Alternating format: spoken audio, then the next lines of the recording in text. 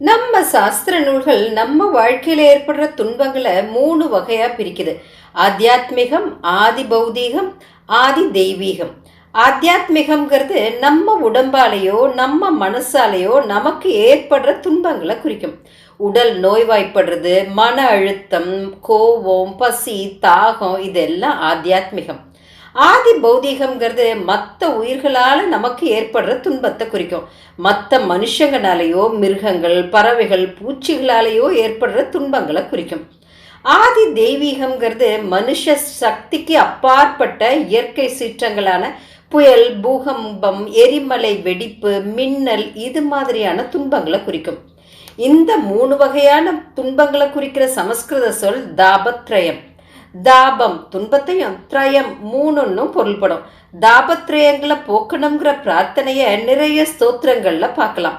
இந்த 3 வகையான துன்பங்களும் நீங்கி எல்லா இடத்துலையும் அமைதி நிறைஞ்சினதா ஓம் சாந்தி சாந்தி சாந்தின்னு 3 தடவை ஜபிக்கிறோம். தியானம், யோகா, பூஜைகள் செய்யறப்போ கடைசியா இந்த சாந்தி மந்திரத்தை சொல்லி முடிக்கிறது வழக்கம். வேத மந்திரங்கள் பெரும்பாலும் இந்த சாந்தி மந்திரத்தோட முடியும்.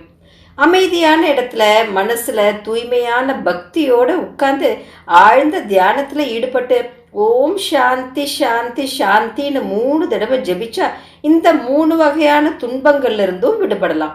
ஓம் சாந்தி சாந்தி சாந்தி.